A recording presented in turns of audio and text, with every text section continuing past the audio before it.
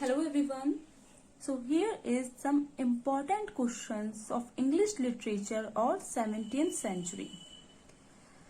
Question number 1 is Milton's Areopagitica was directed against. जो Milton की एरियोपैजिटिका work है वो किसके अगेंस्ट है? Ban on the theatres, ban on poetry, censorship और नन ऑफ द अबव. सो ये जो मिल्टन का एरियोपैजिटिका वर्क है वो अगेंस्ट है सेंसरशिप के. और ये जो वर्क आया था एरियोपैजिटिका, ये उनका वर्क आया था 1644 में, और इसको आप फ्रीडम ऑफ द प्रेस के अकॉर्डिंग भी इसको एक्सप्लेन कर सकते हैं. Question number 2 is the Cavalier poets' interest was in. जो Cavalier poets हैं, देखिए फर्स्ट का तो है C censorship, सेकंड का है the Cavalier poets' interest was in. Cavalier poets का इंटरेस्ट किस में था? लव, वॉर, एलेजी या बोथ, A and B.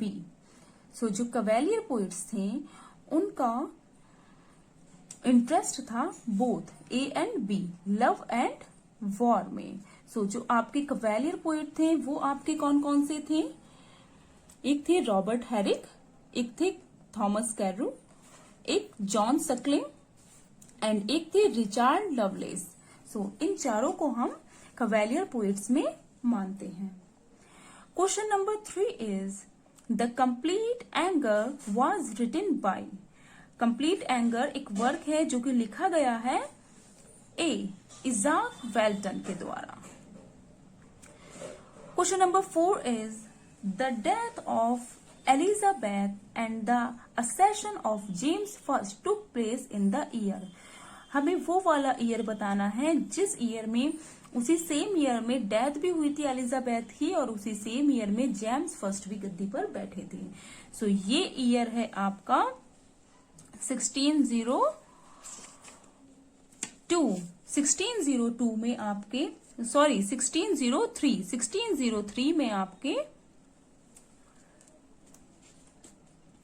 जो एलिजाबेथ हैं उनकी डेथ भी हो जाती है और जेम्स फर्स्ट जो हैं वो आपके गद्दी पर बैठ जाते हैं. Question number 5 is Milton's Comus is an example of that type of drama which is called the. So Milton का एक वर्क है कोमस. सो ये जो है वो किस टाइप का एग्जाम्पल है, क्या फॉर्म है इसकी? सो इसकी फार्स है, ये मास्क है, रोमांस है या फिर रिवेंज ट्रेजेडी है. सो ये जो मिल्टन का वर्क है कोमस, ये आपका एक मास्क है. और मास्क क्या होता है? ये एक इटालियन फॉर्म है, इटली से आया था 16th सेंचुरी में इंग्लैंड में, जिसमें जो कि स्पेशली बनाया गया था कोर्ट एंटरटेनमेंट के लिए. और इसमें सॉन्ग्स होते हैं, म्यूजिक होता है, डांस होता है. और स्पेशली मास्क से आपको पता चल रहा है, चेहरे पर जब मुखौटा सा लगा लेते हैं, मास्क लगा लेते हैं, तो उसी फॉर्म में इसको प्रेजेंट करते हैं स्टेज पर.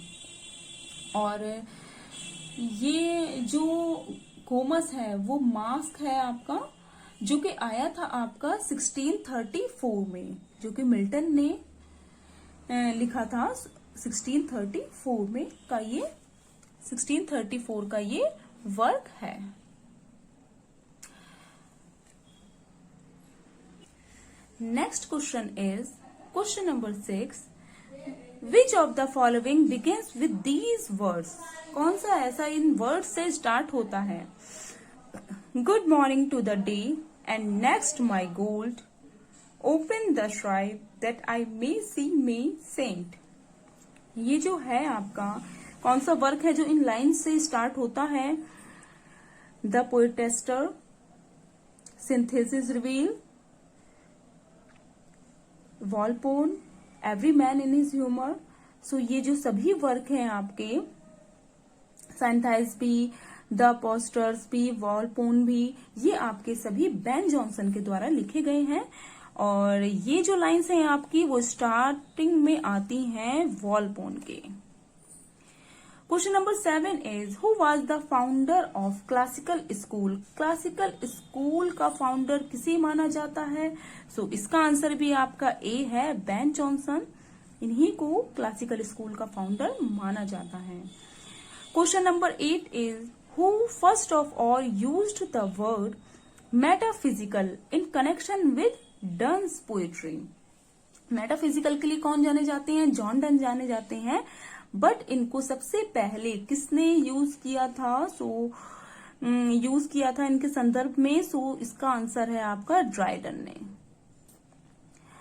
And question number 9 is John Milton was born in. John Milton जो है वो कब, कहां पर पैदा हुए थे? जॉन मिल्टन हुए थे स्ट्रैटफोर्ड अपॉन में, ब्रैड स्ट्रीट में, एल्डविंकल ऑल सेंट्स में या जेनेवा में। So the answer is Bread Street. और कब हुए थे ये? 1608 में, 1608 में जॉन मिल्टन की 9 दिसंबर 1608 में लंदन में ब्रैड स्ट्रीट में ये पैदा हुए थे। क्वेश्चन नंबर 10 है आपका who was the third wife of Milton. Milton की थर्ड वाइफ कौन सी थी? Mary Powell, Katherine Woodcock, Elizabeth Minshull या फिर एलिजाबेथ बेनेट। सो मिल्टन ने 3 शादियां की थी। फर्स्ट तो थी आपकी मैरी पॉल, जो ये मैरी पॉल है ये आपकी फर्स्ट वाइफ थी। सेकंड वाइफ थी आपकी कैथरीन वुडकॉक, सेकंड वाइफ है। कैथरीन वुडकॉक सेकंड है। और थर्ड वाइफ आपकी है, इनकी है क्या, कौन सी है? मिल्टन की एलिजाबेथ मिंशेल, इनकी थर्ड वाइफ है। ओके। मैरी पॉल से इन्होंने शादी की थी 1643 में, जो कि मर गई थी। चाइल्ड बर्थ के दौरान मैरी पॉल की मृत्यु हो गई थी, जो कि 1653 के अराउंड 1653 में इनको मर गई थी। मीन 1643 में तो शादी हुई और 10 साल के बाद इनकी मृत्यु हो गई थी। फिर इन्होंने सेकंड शादी की थी कैथरीन वुडकॉक से 1657 में कैथरीन वुडकॉक से शादी की, मगर अनफॉर्चुनेटली 15 मंथ्स में ही वो भी मर गई थी। एंड इसके बाद इन्होंने थर्ड शादी की थी एलिजाबेथ मिंशेल से 1653 में। Question number 11 is Milton became blind in the year. किस ईयर में मिल्टन जो है वो ब्लाइंड हो गए थे? सो ये जो ईयर था वो 1653 था और अबाउट 44 इयर्स के थे ये मिल्टन, जो जिस एज में ये ब्लाइंड हो गए थे। कभी कभी क्वेश्चंस ऐसे भी आ जाते हैं कि Milton became blind at the age of, किस एज में ब्लाइंड हुए थे? सो ये हुए थे 1644 एज में, 44 साल की उम्र थी और 1653 ईयर था। Question number 12 is Paradise Lost is written by. Paradise Lost आप सभी को पता होगा। पैराडाइज लॉस्ट किसने लिखी है? पैराडाइज लॉस्ट लिखी है जॉन मिल्टन ने। Question number 13 is Paradise lost was published इन। अब पब्लिश्ड कब हुई है पैराडाइज लॉस्ट? देखिए पैराडाइज लॉस्ट के 2 एडिशन आए हैं, एक है फर्स्ट और एक है सेकंड। फर्स्ट जो है आपका पैराडाइज लॉस्ट का एडिशन आया है 1667 में, जो कि आपका 10 बुक्स में है। ओके। और जो सेकंड एडिशन है पैराडाइज लॉस्ट का वो आपका आया है अबाउट 12 बुक्स का आया था, वो सेकंड एडिशन 1674 में। तो 1674 तो यहाँ पर कहीं पर दिया ही नहीं गया है, ओनली 67 की बात हो रही है। 1667 में 10 बुक्स में ये पब्लिश्ड हुई थी। ओके, ध्यान रखना है आपको। 1667 में 10 बुक्स में और 1674 में 12 बुक्स में सेकंड एडिशन आया था। और जो उसमें बुक उसमें ऐड हुई थी वो कौन सी बुक ऐड हुई थी? Book 7 and book 10। Question number 14 है आपका, which of the following traditions were followed in the Miltonic age. कौन से ट्रेडिशंस जो हैं वो मिल्टोनिक एज को फॉलो करते थे। Spenserian, Arcadian, Petrarchan, all of the above. All of the above ही है। Okay. Question number 15 is following lines appear in which of the poem of Donne. ये जो फॉलोइंग लाइन है वो किस में अपीयर होती है। For God's sake hold the tongue and let me love.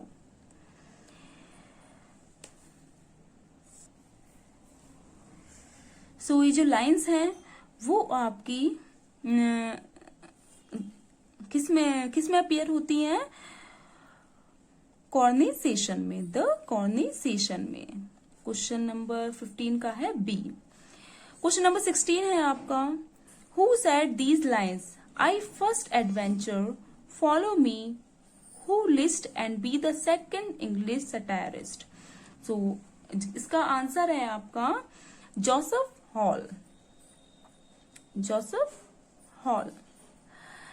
And question number 17 जो है आपका, मिल्टन डाइड इन। मिल्टन की जो मृत्यु होती है वो कब होती है। 1674 में मिल्टन की मृत्यु हो जाती है। उन्हें बीमारी हो जाती है गॉट की, जिसको हिंदी में आप गठिया बोलते हैं। उनको बीमारी हो गई थी और उनकी मृत्यु हो गई थी मिल्टन की।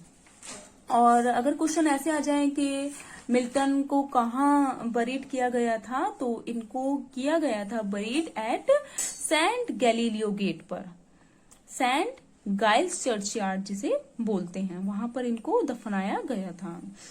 Question number 18 is on the morning of Christ nativity is a work by. ये आपका वर्क जो है वो मिल्टन का है। मोस्टली देखिए यहाँ पर क्वेश्चन मिल्टन के हैं जो कि आपके 17th सेंचुरी से बिलोंग करते हैं। So on the morning of Christ nativity जो है वो आपका एक ओड है जो कि लिखा है जॉन मिल्टन ने, और ये आया था वर्क इनका 1629 में। Question number 19 is L Allegro is written by. देखिए एल एलिग्रो किसने लिखा है। एल एलिग्रो भी आपका मिल्टन का ही वर्क है। और जो एल एलिग्रो वर्ड है this it is a Italian word which mean the joyful man और हैप्पी पर्सन। ठीक है, इसका जो मीनिंग होता है एल एलिग्रो का जॉयफुल मैन या फिर हैप्पी पर्सन होता है, और ये एक इटालियन वर्ड है। And question number 20 is Il Penseroso is written by. Il Penseroso किसने लिखा है। ये भी आपका जॉन मिल्टन का ही है work. And which means the thoughtful man. इसका मीन्स क्या है, थॉटफुल मैन या फिर मेलैंकली मैन। मीन्स इसका तो है एल एलिग्रो का जॉयफुल मैन, और ये आपका अपोजिट हो जाता है एल पेंसरोजो, मेलैंकली मैन या फिर थॉटफुल मैन। ओके, यहीं पर ये सीरीज एंड होती है। Okay, bye bye. Hello everyone, आज हम 17th सेंचुरी और द एज ऑफ मिल्टन का इस सीरीज का सेकंड पार्ट करेंगे। क्वेश्चन नंबर 21 देखिए आप। क्वेश्चन नंबर 21 है आपका, हमने फर्स्ट से लेकर के 20 तक क्वेश्चंस को पहले सॉल्व कर लिया है। एंड अब हम क्वेश्चन नंबर 21 से 42 तक करेंगे। Okay, let's start. Il Penseroso was published in. Il Penseroso जो वर्क है किसका वर्क है, वो जॉन मिल्टन का वर्क है। वो पब्लिश्ड कब हुआ है, सो ये आपका हुआ है 1633 में, ऑप्शन ए। और जो एल पेंसरोसो है उसका मीनिंग क्या है, ये एक इटालियन वर्ड है जिसका मीनिंग होता है थॉटफुल मैन या फिर मेलैंकली मैन। क्वेश्चन नंबर 22 देखिए, हमने कट इसलिए लगा दिया है क्योंकि ये क्वेश्चन ही रॉन्ग है। Who was the wife of Milton, कि मिल्टन की वाइफ कौन थी। सो मिल्टन ने 3 शादियां की थी। मिल्टन की वाइफ मैरी पॉल भी है, कैथरीन वुडकॉक भी है और एलिजाबेथ मिशेल भी है, लेकिन मैरी एडविन नहीं है। अगर यहाँ पर नॉट होता, वाज नॉट आ, तो बी ऑप्शन ठीक हो जाता, मगर तीनों ही मिल्टन की ये वाइफ हैं। फर्स्ट वाइफ है मैरी पॉल, सेकंड है Katherine Woodcock and third wife है Elizabeth Minshull. Question number 23 is Milton become blind at the age of, किस एज में मिल्टन जो है वो ब्लाइंड हो गए थे? So at the age of 44, at the age of किस साल में वो ब्लाइंड हुए थे? अगर हम ये पूछें कि Milton became blind in the year आए तो 1653 है, और किस एज में मिल्टन ब्लाइंड हुए थे? तो वो हुए थे आपके 1644 में। Question number 24 is Milton wrote English sonnets, Milton ने कितनी सोनेट्स लिखी हैं? So Milton wrote 18 sonnet, Milton ने 18 सोनेट्स लिखी हैं। So option C is correct.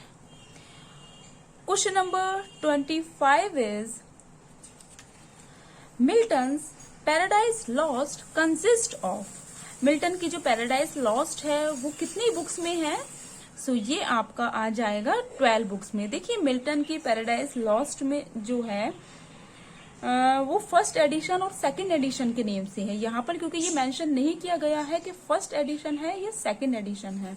तो ओवरऑल तो मिल्टन की 12 बुक्स हैं, बट अगर ये पूछे आपके कि फर्स्ट एडिशन में कितनी थी, तो वो फर्स्ट एडिशन में 10 बुक्स थी जो कि 1667 में पब्लिश हुई थी, और जो 12 बुक्स हैं वो मिल्टन का सेकंड एडिशन है जिसमें 12 बुक्स थी जो कि 1674 में पब्लिश हुई हैं, और इसमें बुक ऐड की गई थी, बुक नंबर 7 और बुक नंबर 10 को ऐड किया गया था, तब वो मिला करके 12 बुक्स ओवरऑल हो गई थी।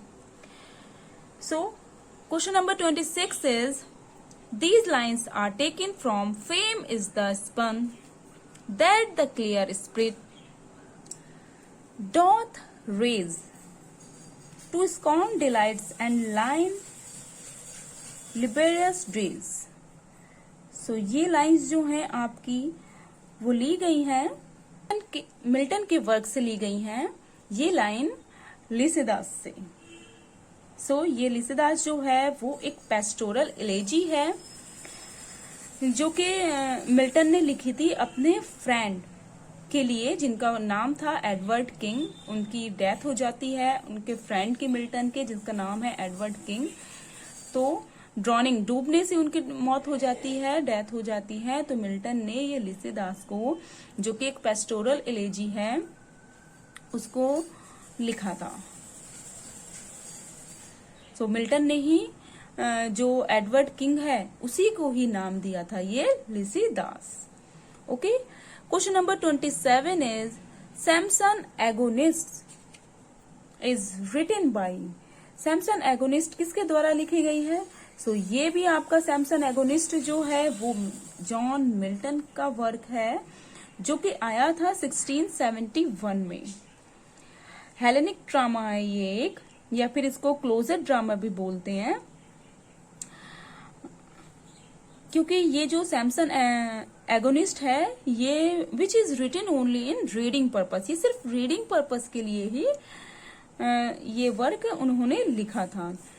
और ये एक ग्रीक ट्रेजेडी है, और इसमें की जो सेटिंग है सैमसन एगोनिस्ट की, एक प्रिजन, एक जेल दिखाया गया है जिसकी ये सेटिंग उसमें है। Okay, question number 28 is Samson agonist came into fame in, Samson agonist जो है फेम में कब आया है? सो आपको अभी मैंने ऊपर बताया है, ये वर्क जो आया है 1671 में। So option C is correct. And question number 29 is Paradise Regained is written by, Paradise Regained जो है ये भी जॉन मिल्टन का ही वर्क है। So tick A option, John Milton. And Paradise Regained भी जो है वो आपका 1671 में आया था, and it is a sequel of Paradise Lost. Paradise Lost का सीक्वल है ये, जो कि ब्लैंक वर्ड्स में है, पैराडाइज रिगेन, और ये आपका 4 बुक्स में है। और इसकी जो थीम है वो थीम है इसकी पैराडाइज रिगेन की temptation of Jesus Christ. Allegory work है ये एक, और जो इसने ये थीम है टेम्पटेशन ऑफ जीसस क्रिस्ट, ये जो इसने ली है Paradise Regain, take its theme from Saint Luke's gospel. Saint Luke's gospel से इन्होंने अपनी थीम को लिया गया है, और जो थीम है वो क्या है, temptation of Jesus Christ. Question number 30 is which of the following is untrue about Puritanism. Puritanism के बारे में कौन सा अनट्रू है, कौन सा सही नहीं है स्टेटमेंट। सो फर्स्ट है आपका, frequently satirical references to Puritans are found in Shakespearean plays। Shakespearean plays में डायरेक्टली Puritans के ऊपर सटायर दिखाया गया है, बिल्कुल ठीक बात है। The Puritans rejected the Anglican Church। नहीं, ऐसा नहीं था, वो रिजेक्ट नहीं करते थे किसी भी चर्च को Puritans जो थे। एंड सी ऑप्शन है, they considered beauty and pleasure as traps of evil। वह मानते थे कि जितना भी ये ब्यूटी है, सुंदरता है, या फिर प्लेजर है, खुशी है, चकाचौंध की जितनी भी जिंदगी है, वो सब शैतान का एक जाल है। बिल्कुल सही बात है ये। जो प्यूरिटनिज्म एज थी मिल्टन की, प्यूरिटन्स यही मानते थे कि ये जो जितना भी संसार है ये सब यहाँ पर लालच ही है।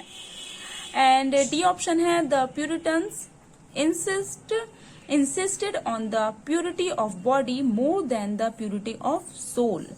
प्यूरिटन्स जो हैं वो इंसिस्ट करते थे, जोर देते थे प्यूरिटी ऑफ बॉडी पर ज्यादा जोर देते थे, इसके बजाय कि प्यूरिटी ऑफ सोल के बजाय बॉडी पर ज्यादा देते थे। मगर ऐसा नहीं है, वो जो प्यूरिटन्स थे वो प्यूरिटी ऑफ सोल, आत्मा शुद्ध होनी चाहिए, इस पर ज्यादा फोकस रखते थे अपना। सो इसका डी ऑप्शन अनट्रू है। So tick D.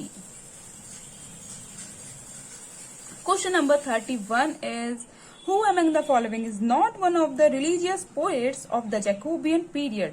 Jacobean period का कौन सा पोएट जो है रिलीजियस पोएट नहीं है? इनमें से कौन सा पोएट जैकोबियन पीरियड का रिलीजियस पोएट नहीं है? तो जॉर्ज हर्बर्ट, ये भी आपके रिलीजियस पोएट हैं, हेनरी वेगन भी रिलीजियस पोएट हैं, और क्रैशियो भी रिलीजियस ही पोएट हैं। बट ये अब्राहम खोले, ये आपके रिलीजियस पोएट नहीं है जैकोबियन पीरियड के। तो टिक बी। क्वेश्चन नंबर 32 देखिए आप, the influential essay metaphysical poets has been written by. जो इन्फ्लुएंशियल एसे है, क्या नाम है एसे का, मेटाफिजिकल पोएट्स, ये किसके द्वारा लिखा गया है? सो ये लिखा गया है आपका T S. Eliot. So D is correct. Question number 33 is before leaving the university, Milton took the degree of। University को छोड़ने से पहले मिल्टन ने कौन सी डिग्री को ले लिया था? BA, LLM, PhD या फिर MA। सो मिल्टन ने तब तक MA डिग्री प्राप्त कर ली थी। Question number 34 is in which art Milton excelled since his childhood besides poetic art। कि पोइटिक आर्ट के बजाय कौन सी ऐसी आर्ट थी जो मिल्टन को उनके बचपन में बहुत ज्यादा पसंद थी? सो इस answer is music. Option B is correct. Question number 35 is by faith Milton was a. मिल्टन क्या थे? आपको सभी को पता होना चाहिए, जो मिल्टन थे प्यूरिटन ही एज चल रही थी। प्यूरिटन एज है आपकी 17th सेंचुरी है, द एज ऑफ मिल्टन है, तो Milton was a Puritan. Option B is correct. Question number 36 is Lycidas was Milton by Milton was written in the year. तो Lycidas जो है मैंने आपको बताया था, और लिसिदास मिल्टन क्या एक वर्क है, पेस्टोरल इलेजी है, जो कि इन्होंने अपने फ्रेंड एडवर्ड किंग की डेथ पर, जिनकी डूबने से डेथ हो गई थी, मृत्यु हो गई थी, तब उनके लिए डेडिकेट किया था ये वर्क। उन्हीं को ही उन्होंने संबोधित करते हुए लिसिदास बोला है। तो ये आपका वर्क जो आया था वो आया था 1637 में। नेक्स्ट क्वेश्चन है आपका, the diction of Paradise Lost is, जो पैराडाइज लॉस्ट है उसकी जो लैंग्वेज है वो क्या है? So the answer is Latin. Option B is correct, Latin. Question number 38 is, in Paradise Lost who possesses the qualities of Milton. Paradise Lost में कौन जो है वो मिल्टन की क्वालिटीज को दिखाता है, इनमें से कौन सा करेक्टर है? So it is Saturn. Okay. Question number 39 is, what though the field be lost, all is not lost. These line are from, ये लाइंस कहाँ से ली गई हैं? ये आपकी पैराडाइज लॉस्ट की लाइन है. Question number 40 is, Paradise Regained deals with the subject of. अभी प्रीवियस क्वेश्चन भी आया था, मैंने आपको बताया था पैराडाइज रिगेन जो है वो मिल्टन का वर्क है जो कि आया था 1671 में, और इसकी जो थीम थी वो टेम्पटेशन इन द विल्डरनेस, ये थी टेम्पटेशन, या फिर आप कह सकते हैं temptation of Jesus Christ. Allegorical work है ये एक, जो कि 1671 में आया था, और ये सिक्वल है पैराडाइज लॉस्ट का. Question number 41 is, the central figure of Paradise Regained is. Central figure क्या है? जैसे कि थीम है इसकी temptation of Jesus Christ, so central figure भी पैराडाइज रिगेन्ड की क्रिस्ट ही है. So tick C. And the last question is, the decaying drama of the age of Milton died a natural death with the closure of the theatres in. So इसका answer है आपका 1640. So ये यहीं पर आपके complete होते हैं. Okay, bye bye.